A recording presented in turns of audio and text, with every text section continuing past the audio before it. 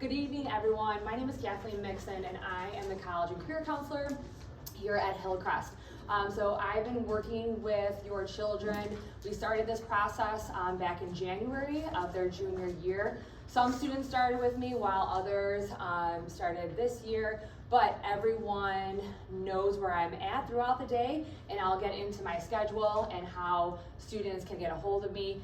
We are going to go have a breakdown of basically post-secondary goals. That means if your student wants to go into the military, looking at trade schools, trade unions, two-year colleges, vocational schools, tech schools, and then also four-year universities.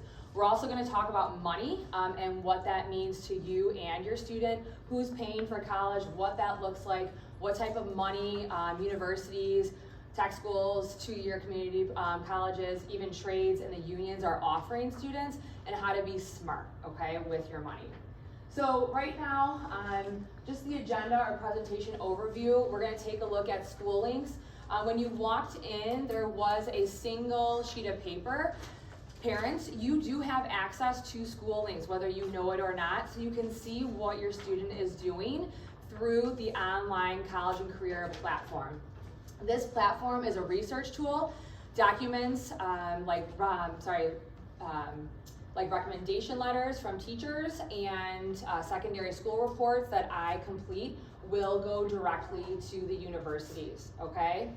There are also different surveys on this platform. There's a lot of tools that we show the students in class how to use, which I did last January as when they were a junior. So they were able to go in and research on their own. We also have events in School Links, so that's campus tours, that's 4-year, 2-year campus tours, again, trade union schools, and the actual unions. So they can go in there and click on the events and register for them.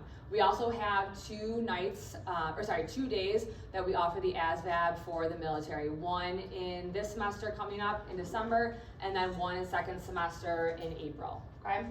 So we're gonna review school links, trade school, military, tech school, community college, the application components of the 4-year institutions, and then FAFSA, so money, which I think a lot of people are interested about, what that means in regards to scholarships, and then deadlines, okay? So first off, I'm not gonna go into much detail about school links. Like I said, you have that 1-sheet handout. You can sit with your student and they can go through school links with you side by side. Okay, this is the platform where students have been onboarded already, and they can go and sign in there. They can look at how many recommendation letters are needed for their schools. Then they also add schools, add their applications from their common application. In the past 2 weeks, we have been meeting with students religiously in the College and Career Center right behind you, and they are linking their common app with their school links. The 2 programs speak to one another, so both of them are updated, and then I can see it on my end as well, okay? So this is the sheet that you were given. You don't need, but you can, it's easier access with a Gmail account. If you don't have a Gmail account, all you have to do is click the forgot password, and then put in your Yahoo or Hotmail account with that password, okay? And that's how you log into School Links. So trade union and school requirements for this. So I think a lot of students who are going into the trades, they don't really understand what that entails. A big one is getting their license. That is the main thing I tell parents and students, because nowadays I feel like a lot of students are not getting their license, or it's not exciting to get their license when they're 16 anymore. So that is number 1. Transcripts, which I will give them, and then also a $50 money order and a letter of recommendation, okay? The unions go on a point system, and in order to get into the union, they're looking at what you have done or your student has done in the past and throughout high school. So that means, have they worked with a relative? Do they have a part-time job? And those points are added up. So last year I took probably 10 students, the IBEW electrician, it's the local 134 down the street, and I walked them through, we went through each step of the process. They had to go there, and I think life hit them right away because they were standing in the cold in January, or maybe it was March, and they were standing in the cold. There was a long, long line. There was one line for people who were coming back, another line for new people.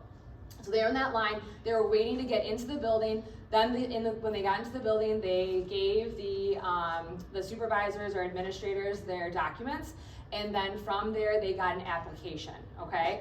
Then we went back to school. They filled out that application, and then they had to go back on a certain date, so I brought them back. Again, 2 different lines. They handed in the application, they sat through a presentation, and then they received a testing date on a Saturday. And then they took that test, that was graded, okay, and then they were notified if they were accepted into the union or not. Usually first time students are taking that test, they are not admitted into the union unless they score very high. So this is, students need to keep going back. So a second, a third time to get into that union. Unions pay your students immediately, okay? They are getting $20 per hour to sit in class. So it's so beneficial. My entire family are union workers, engineers, electricians, plumbers. For instance, plumbers, right now the average age of a plumber is between 50 and 55 years old. So plumbers are like almost obsolete at this point. So they are charging whatever they want. I kind of wish I became, my dad's an electrician, I kind of wish I went that route, just seeing how much money he is making. I mean, he's retired now and is getting 80% of his pension check. So it's just interesting. But the unions do have the money, they're paying into that union and for your students to receive that money in the classroom, okay? This is the website, cisco.org. So you can go on this website if your student is, maybe this is their plan A or a backup plan, and the apprenticeships, the programs are on this website. Applications are not up all year round for all of the unions. So you have to keep looking back to see when their applications open, okay? So just be aware. So this is the Local 134. This is their registration information, and this is what you would find on the actual Cisco website. So you see that it says application open year round. So when I meet with students, I'm like, you need to call and you need to ask when you can come in. Sometimes you can only come in on a Wednesday from 3 to 5 p.m. So every union is very different and very specific. I feel like they do that because there are so many applicants that come in and they want to know if your student is committed or not. Another big thing is they're going to ask, do you have a car? Do you go to school regularly? What does your attendance look like? Because they want people there that are committed to their program and to get through their program. This is also different registration. There's communication apprenticeship program as well through the IBEW. All of these areas are linked in my PowerPoint presentation. I will be sending this out to you. So even though you see this up here and you're like, what is that? You can click on it and move to that next position, okay? So military requirements, the big one is the ASVAB. I think a lot of students will come in and say, I want to go into the Air Force, I want to go into the Marines.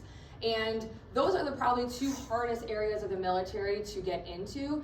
On the ASVAB, you need to score high. Your student needs to study for them. They need to look at the resources that are through me and online. That is not just like a walk in the park, step in, and you're in the Air Force, okay? So the ASVAB, like I said in the beginning, we're offering it in December and April. So students can take both portions. We have a recruiter who comes in then and interprets the test for your student, just to explain where they did well on and where they need to work on.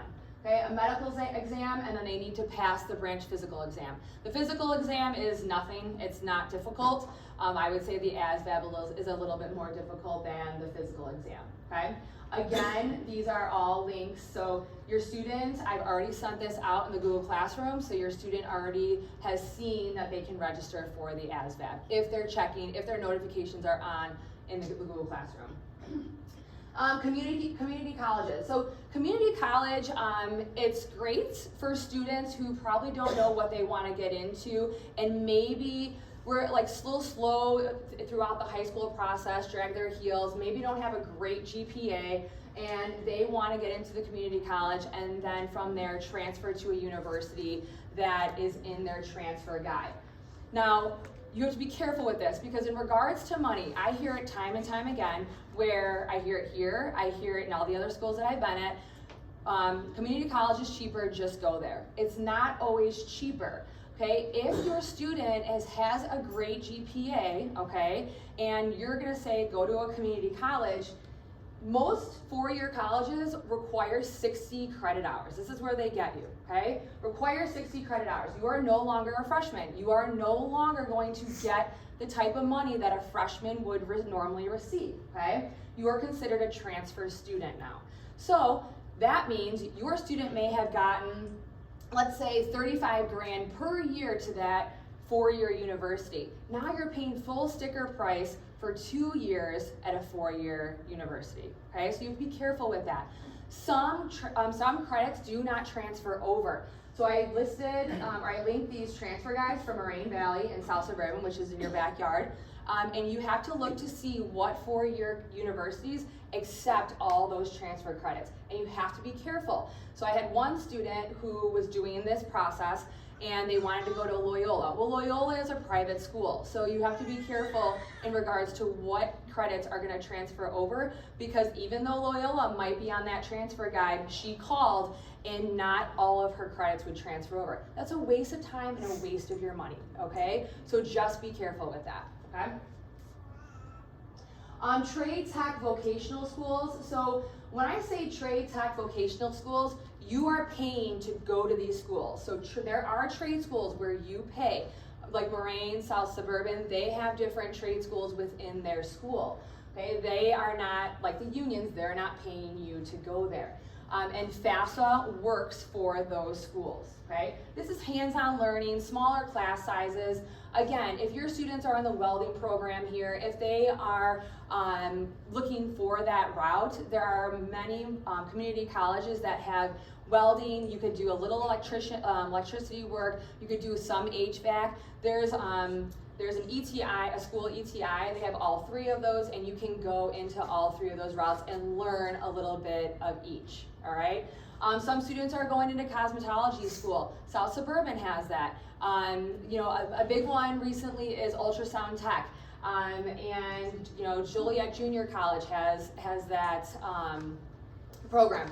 Moraine Valley is starting to, or they want to have that program, but last year they couldn't get a professor, so hopefully maybe this year they will have one. So these tech programs where students are coming out in 2 years and going straight into the workforce is great, because they're making $28 to $30 an hour. So that's a great starting point. And then I'm like, okay, that's your plan A. Now what's plan B after that? Let's make another goal. Maybe you want to become a registered nurse. Maybe you want, like, once you get into the field and you see people that are higher than you, maybe you want to get to that level and take classes while you are while you are becoming the diagnostic sonographer, okay? Like I said, not usually, all except financial aid, resume, and then supplemental materials will go along with that as well.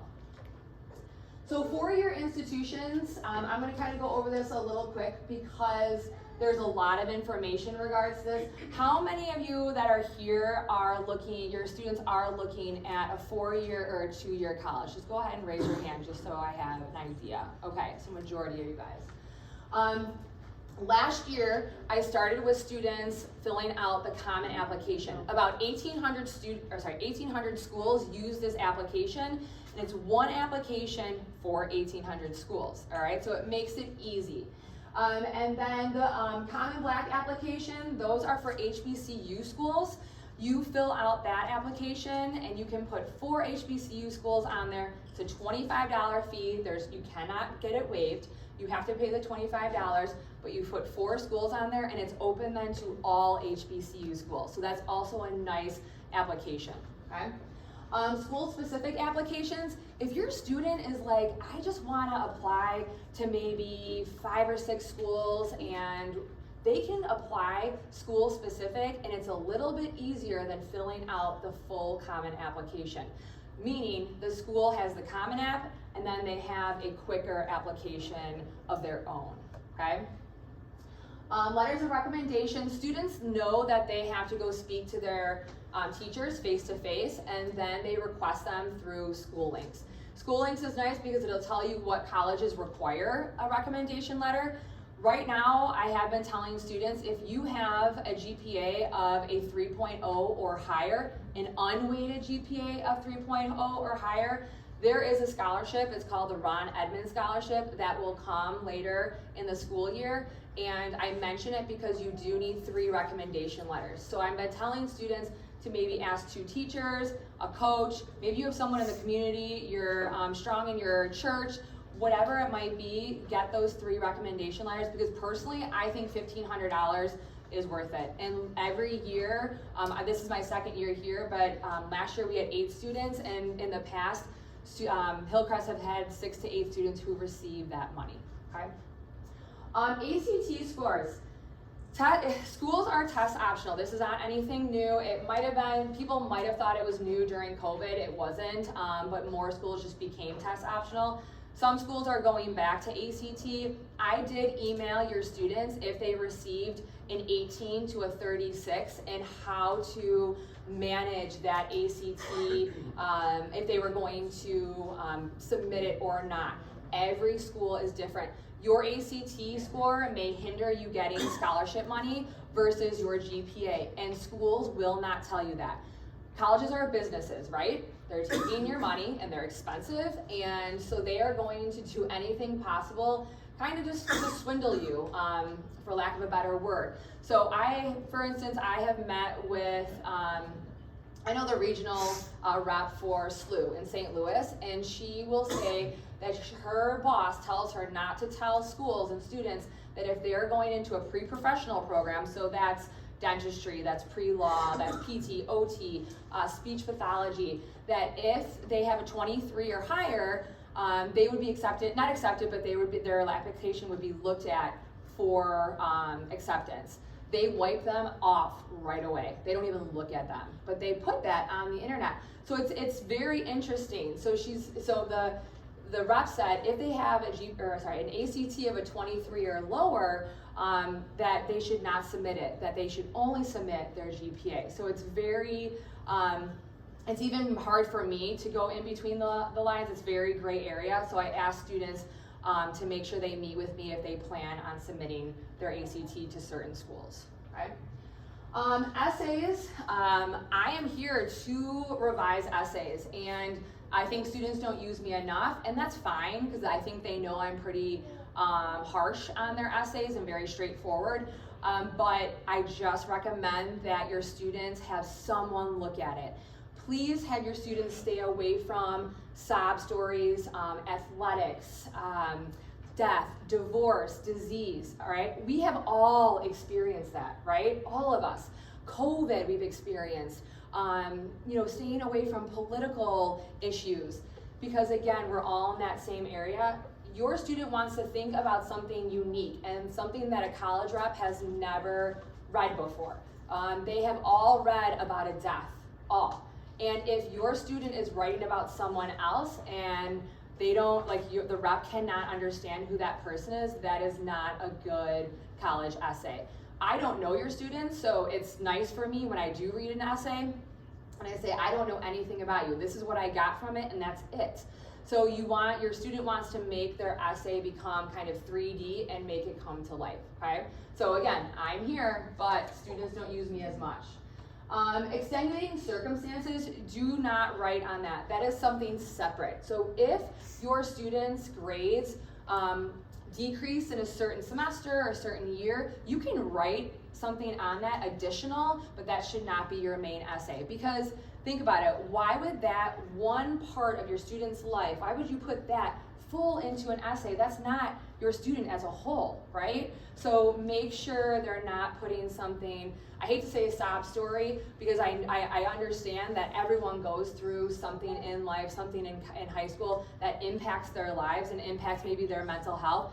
But again, that's not who they are holistically, okay?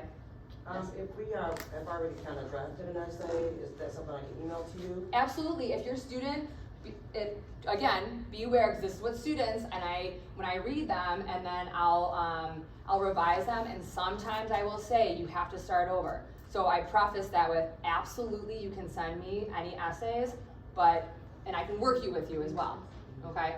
And I forgot to say in the beginning, like if you have any questions while I'm going through this, please raise your hand, okay, and interrupt, okay? Anyone so far? The scholarship that you spoke of in regards to whoever's recommendations, Ron something. Ron Edmonds, so write that down, yes, please. Ron, R-O-N, yep, E-D-M-O-N-D-S.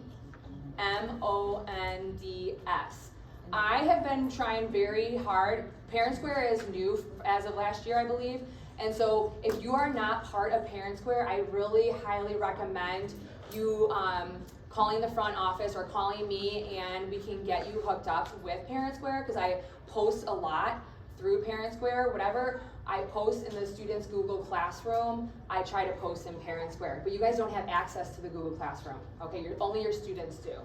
In the back. Yes, I know you're talking about college, but do we take advantage of the military here? Yes, so sorry, sir, you might have came in just a little late, but yes, I have it posted in their Google Classroom, and it's gonna be in December and April, so they have 2 chances. And if they can't make those, I can set them up with a recruiter, and they can take it with the recruiter. Yeah. Go ahead. I'm sorry. No, good. So you said the Ron Edmonds is 1,500. Do you have like, if say your child is National Honor Society or whatever, do you have like any Ford scholarship programs or anything, or is this the only one that's I'm gonna explain, I'm gonna explain scholarships in a second. Okay. Yeah, for sure. And I say $1,500, that's what it was last year, so that money or that monetary amount may change, okay, just be aware.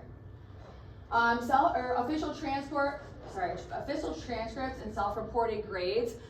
Students for a lot of the 4-year Big Ten, MAC, big schools, be careful and make sure your students are carefully inputting their grades and the classes. They will have to do that. They self-report them through an SRAR program, and I'm obviously working with them on that as well. So it's something separate. It's tedious, it's long, but colleges want to make sure that your students are truthful, that they're putting in the right grades, and then I send an official transcript later on at the end of the year when they make their final decision. Application types, really quick. All of your students are applying early action. This means they are getting, and this is super important, they want their applications in by November 1st. So if you go home and you say, hey, are you set for November 1st? And they look at you like you're crazy, that's not good. And then maybe they should set up a meeting with me. November 1st is the priority deadline, so when you fill out the FAFSA and then your students have their applications in, the school will give you merit aid, okay? Majority of the money comes from the actual 4-year universities, okay? Keep that in mind, I'm gonna talk about money. Okay, so now November 1st is priority. There are only a few schools that their priority deadline is October 15th. So I do tell students, think in your head, get everything in by October 15th so you can have 15-day leeway to, if you forgot something or last minute schools that you want to apply to. This does not mean they can't apply to more schools after. It just means that, hey, first come, first serve on money, because if they want your student, they're offering scholarship money in that acceptance letter, okay? If a school doesn't have early action, I don't care. Your students are still applying by November 1. You're just clicking on regular decision or rolling admission. Go ahead, Mr. Lewis. Those any scholarship offers that open until the kid pick the school they want, or is it open for a certain time? No, it's open full, and I'm gonna explain. I'll explain.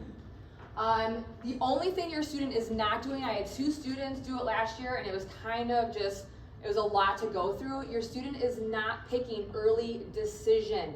That is a binding, technically it's not truly binding, but the school will hold you to it. I had a very difficult time with a student in Howard. She put early decision, and Howard was really giving us a really hard time for her to pull that off of her application, okay?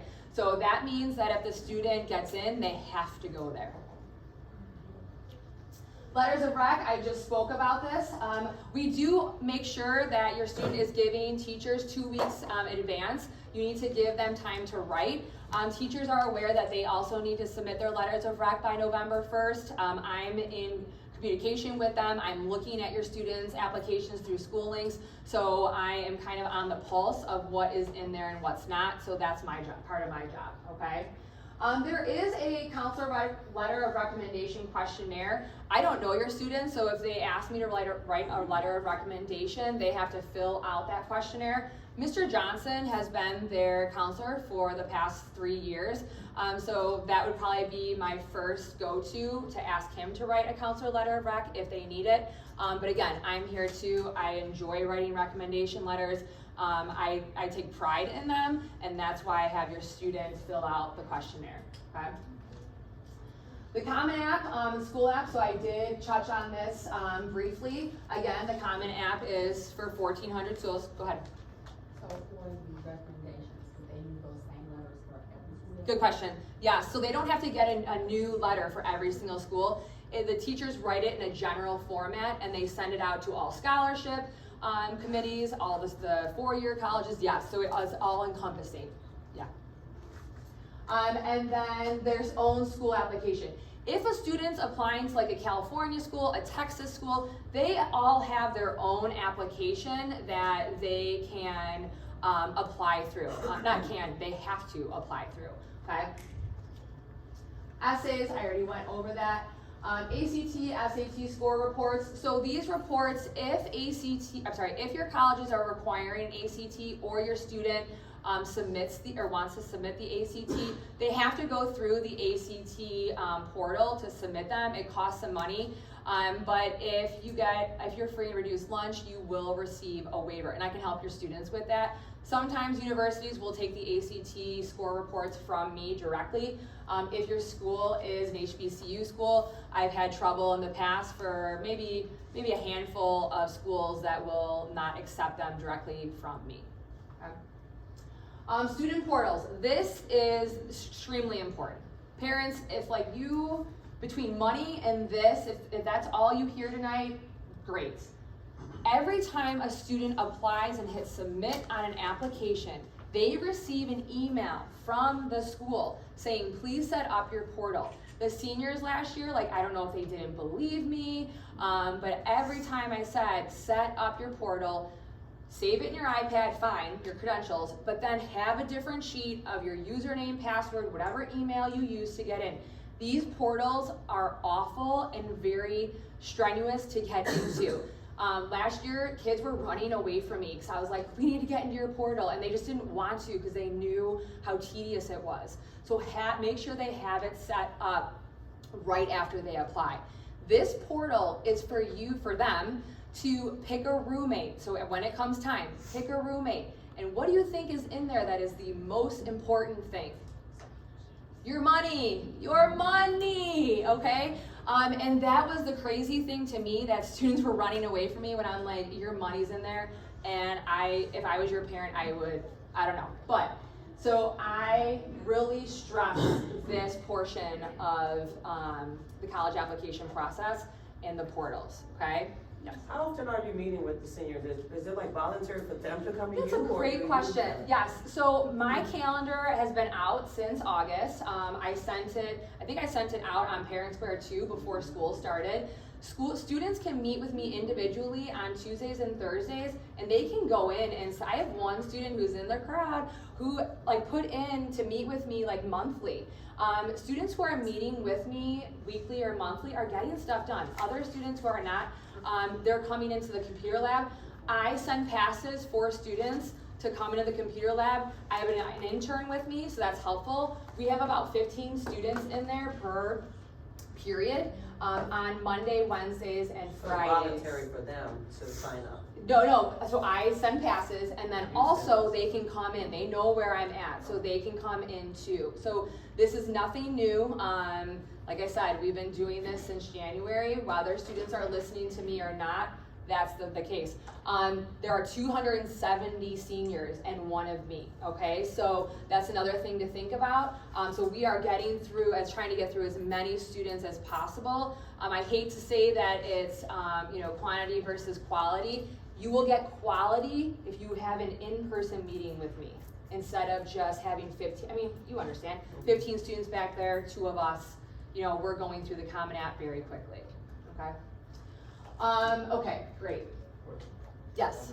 So when if they do the Common App, how they supposed to set up the portal if they do the Common App? They have already done it. The school portal?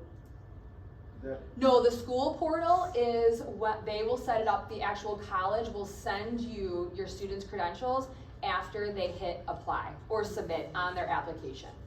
after the Common App is submitted to the Correct. students and they reply? Yes, and everyone, your students don't have to submit the Common App once. Each individual application they submit on. They don't have to wait until everything's done. If they are done with one, hit submit, go down to the next one, hit submit. Sometimes students are like, I thought I had to wait, and it's like, no, just hit submit on each one after you're done, okay? And each submit is a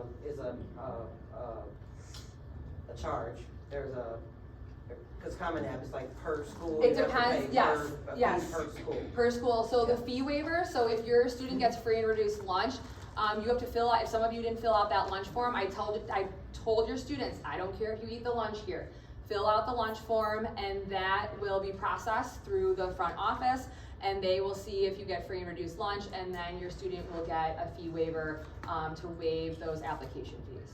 And then some universities offer free applications during certain periods of time. Some of the questions, I know my son did a common application in one school, and they asked you questions about volunteering and things you've done. And when you answer the question, they give you a maximum, like, let's say 50 words. Then the next 50 words, they would not let us type any more, so we didn't know how to proceed. I think your son emailed me, and so that's a good question. Max of 50 words, it might be characters. So that's why, I know. So these little essays, they want you to explain that in such a small portion, get to the point. And that's what I tell students. I'm like, you can't have this fluff, you need to get straight to the point. You guys, college reps are I know this is gonna be so frustrating for you students, but college reps are looking at your applications for maybe 3 to 5 minutes, which is crazy, right? But they have thousands and thousands of applications to go through, so get to the point, yeah. Okay, FAFSA. So FAFSA opens up October 1st. Next week, my goal was this week to really start working with students on their FSAIDs. I've been telling students they need to start memorizing their social security number. Most students, I feel like, have a picture of it, great. They can set up their FSAID, which is their kind of their signature on the FAFSA, if you will. If they don't do it right now, that's not the end of the world, but October 1st is when it opens. I would recommend fill it out in that first 2 weeks. The website crashes usually every single year, so some people have gotten through on that first day. Great, fill it out. Again, money, first come, first serve. You are in a line, okay? So please, this is a graduation requirement as well, but people leave it to the last second. Trade schools will accept this, cosmetology schools, tech schools.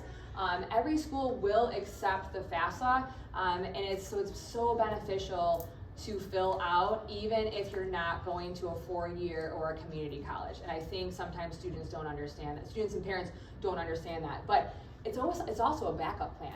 You may change your mind on your post-secondary plans. This is where your grants will come from, your work study will come from, your loans. And remember how I talked about that priority deadline for colleges? This is what they're looking at. Did you hit their priority deadline for acceptance, and then did you fill out the FAFSA? Okay.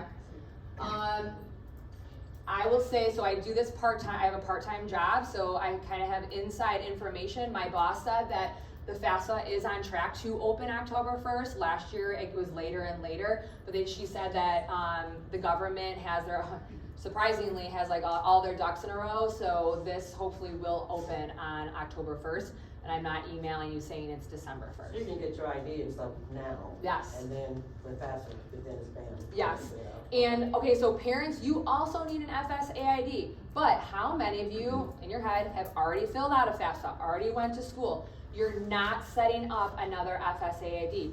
You are using that FSAID, okay? You're using yours. And that does get a little bit complicated. I think I had a lot of questions last year, more so from any parents, it was that. So feel free to give me a call if you cannot figure it out yourself. Go ahead. 2 questions. Yeah. So, since I've been to college before, and I already set up my FSA, he goes on the buyer? Great question. He will set up his, okay, or hers, whoever, and then they will invite you. So what I do is, once they get to that portion to invite you, they need your birthday and your social. I have them call you. So a lot of times they're like, what do you need my social for? I'm like, and I just laugh, but we're sitting in the front of the computer, totally get it, right? Sitting in front of the computer, and I have the parent re-say it, because if it is wrong, if your birthday is wrong, it is a mess. So make sure you re-look at it. Like I even say to students, I'm like, I'm not patronizing you right now. I just want to make sure you don't have to go through extra hoops to get this done. Okay, and then second question? Second question, since I'm a disabled Army veteran, he's already covered for tuition if he goes to Illinois. Yes, yes. So you have to speak directly to those financial aid offices to make sure that they have certain funds for that and what that looks like and what he has to apply to. Yes, and we can talk individually about that. Yeah, I'll just set up an appointment. Yeah. Okay. I thought there was another hand. Yeah. If you already have a college student there, how do they distinguish between the two? They have their own FSAIDs. Yeah. So you're ahead of the game. You already know how to fill it out. Except maybe not ahead of the game on money. Multiple kids. I have 3 boys that are like back to back, so the day that happens. Anything else on FAFSA? I'm going to talk about a little bit more about money, more interesting.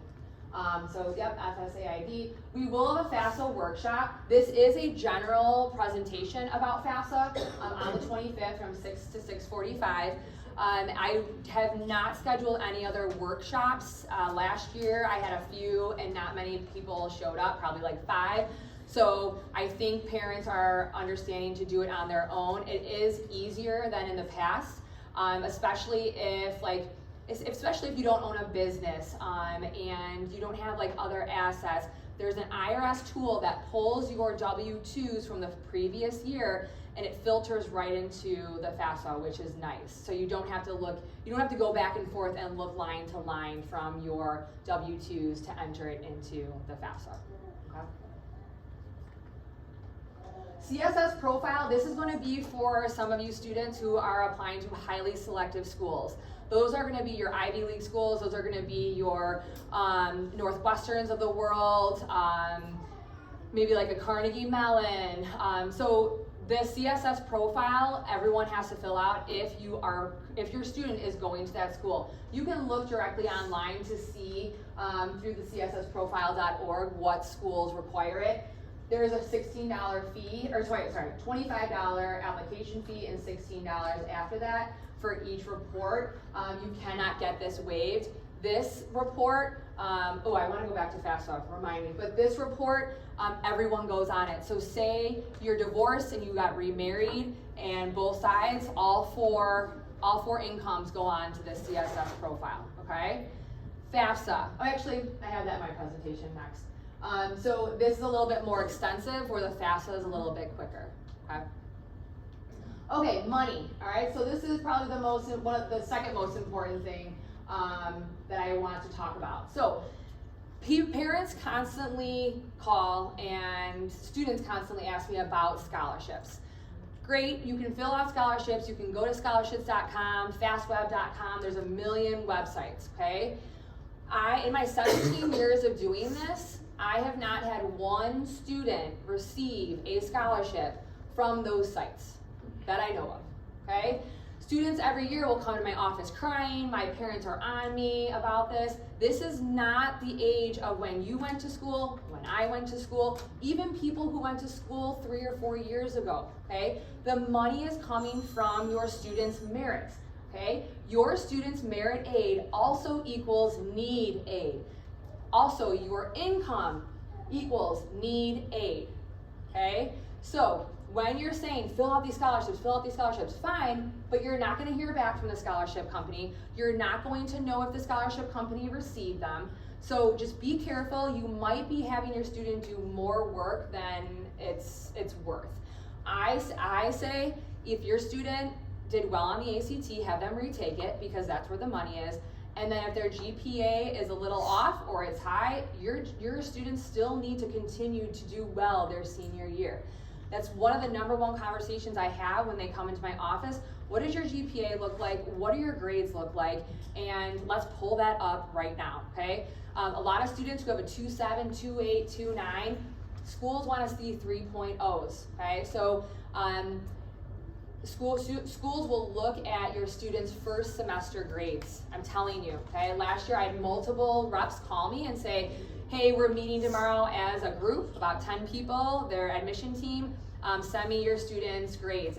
And sometimes it's not even after first semester, it's like in the middle of the semester. One student had like 3 E's and a D, and I went to him, I'm like, bud, like this school, that Beloit College, it wants to look at your grades. I can't send them these. So I had to talk to him, talk to the teachers. So please express to your students those first semester grades. Senior year is not a blow off, okay? Top 25% of incoming freshman class. This is not where your student is. Go ahead. I have a quick question. How can we set up for our students to retake the SAT or? That's what, they can come see me. So I've already done it with a few students. We have to call ACT, and ACT will not listen to me. They have to hear your student on the phone. I help them direct the conversation, but right now ACT screwed up last year. They created 2 different accounts for your students. They need to merge them, and you can do this on your own as well as a parent and student, but if you need my help, that's fine. And then they'll give you access to the account, and you'll be able to set up your password. We have sent or ordered fee waivers for it as well. We've not received them. I have spoken to the woman who sends them out, and she said we'll be receiving them soon. Okay. Also, if they're set up to retake, when would that be the date? So I believe the October test, the registration date for October is September like 17th or 19th. It's online. I did send it out to students. I just don't know off the top of my head. And then there's also a late registration as well if we don't get those fee waivers in time. But my plan is to call again tomorrow to see if we can get them. The score of the ACT test, what score do you recommend them take it over again? Is it over 18 or 19 or? I would say that's a great question because now it's late, right? Like how much do you really want to put into this ACT test that, gives students anxiety and stress levels go up? So I would say, depending on the school that they are looking at, and if they are looking at a school that is above their GPA or their ACT score, I would say take it again. So it's different for every student. So here's an example. If your student has an 18 ACT, and is looking at match schools, they match their GPA, I would not take it again. If your student has a 25 and they're looking at some pretty highly selective schools, retake it. So that's more of an individual conversation. I can't say that generally. Okay. So top 25% of incoming freshman class. When I say match school, the schools need to match your student's GPA or ACT score, okay? Here's an example. You want your student to graduate in how many years, parents? 4, right? How many years do you think students are graduating in right now? 2. 6. 6. Yes, 6, which is crazy. Who has an extra $100,000 lying around? Nobody. So that is very important, okay? So if your student is going to a school, gets into a school higher than their ACT, higher than their GPA, do you think they're gonna graduate from there? No. Maybe, right? Do you think they're gonna be at the top of their class? Maybe, maybe not. So do you see where I'm getting at this? Most school students may go on to grad school, may go on to, law school. So they need to be at the top of their class. You wanna make sure they're successful where they're going. I have some students who are not doing their research. They got maybe a 2.8 GPA and they have Northwestern on their list. That is not a school your student's going to get into, all right? Northwestern is accepting students with a 4.5 and above with a 36 ACT, and their acceptance rate is probably a 10%, okay? So this is not to tell a student you're not gonna get into this school. I say, look at their percentage rates of acceptances. When this in the teens or in single digits, it's hard for anyone to get in there. So your students need to make sure they have 5 to 6 matched schools on their list, okay? I've had numerous conversations with students, like, this list scares me right now. Like, if you don't get into any of these schools, then what, okay? Another conversation I have with students is, if you're okay, and I pinpoint the schools that I know they're gonna get into, and I say, are you okay with going to one of these schools if some of these reach schools do not work out? So that's another conversation I have as well. And if they're not, then they need to add some more matched schools or safety schools, okay? Another conversation, okay, oh sorry, and I got off track a little bit. The top 25%, you can look online, it's called cadecollegedata.com. You can look online to see what the colleges accepted last year. So you can see where your student stands in their GPA and ACT score and the freshman class now, who they accepted. Does that make sense? Okay? So you can see where your student lands at that school. If they're in the 50% to the top, great. If they're at the bottom, maybe that's not a school we look at, or maybe that's just that one of those reach schools, okay? And do we think if you're in the top 25% of that freshman class, they're gonna pay your student? No. Oh yeah, because you're at the top, right? So they want top students at their school. A top student though at like Loras College versus a Northwestern, very different, right? So Loras College, maybe a student that has a 25 ACT, 26 ACT, they're gonna be at the top at Loras. A student with a 34, 36 is gonna be a top at Northwestern. Okay, so every school is different. There's ABC schools for ABC students.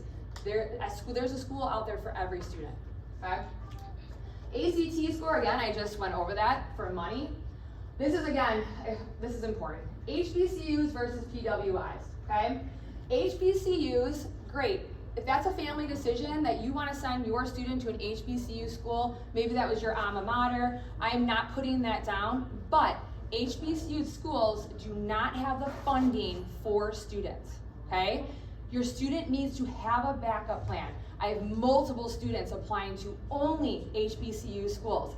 And last year I had numerous conversations with parents who are like, Ms. Mixon, I told her I could not afford this. Like, where am I gonna get $40,000? So they will give you, if your income is below 65 grand or below, the government's gonna give you the Pell Grant. But the MAP grant comes for Illinois schools.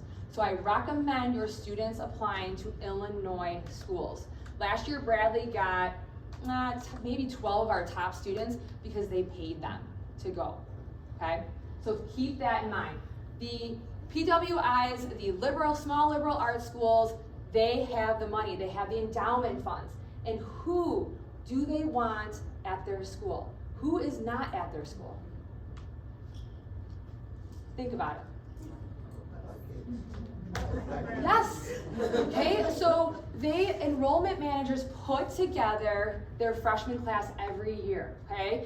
They may say, I need more black women as nurses, more black men as nurses, more black women as engineers, okay? So they have the money to give students. I cannot express that enough to your students, but many of them do not listen to me, okay? So they have the money, it's there, but your students have to apply to the correct schools.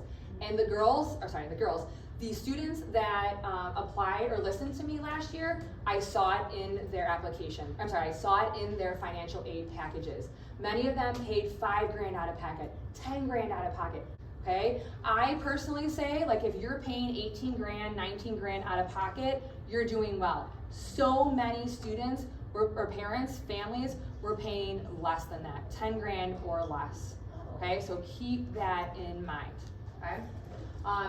And that goes for the Big Ten schools. Do you think they need to pay anyone to go to their school? They have a football team, they have a basketball team. The only people they're paying is a 350-pound linebacker, okay? Or a 6'5" basketball player. So keep that in mind as well, okay? Big Ten schools don't have to pay anyone to get in there. And then Illinois state schools, like I mentioned, you will get, if your income is a certain level, you will get the MAP grant and the federal Pell Grant, okay? And that is close to $16,000, $17,000. And that's why the Illinois schools are a great bet, a great safety net. And there's so many great schools in Illinois too. I know a lot of students are like, I don't want to be anywhere near my mom, my dad. I was the same way, but I went to UIC. But so I tell students, your parents aren't going to be on campus every single day. Like, they don't have the time. I don't think they care enough to be by you so much. Like, you live with them right now. You know, they're going to miss you, but I'm pretty sure they're good without seeing you every day. So, and another thing I kind of say too, like, money-wise, do you want your most likely your students are going to come back and live with you if they right out of college. They're not going to have any money, okay? Or whatever rules you have in your house, that's on you. But do you want to be living in your I tell the student, do you want your mom and dad to be living in your basement when you're 30 because they couldn't afford to send you where you wanted to go? Okay, so I tell parents, like, do not tap into your retirement fund. Do not tap into extra money. I've heard it time and time again. Parents are saying, I sent one kid, she's back now. I don't have money to send the other one. Don't do that. Your students will figure out how to get there, okay? There are loans, and so many parents are saying, I don't want my students to take out loans. That is money management. That is money management for your students. There is an unsubsidized and subsidized loan that every student gets every single year, $5,500. Your student needs to take that loan out.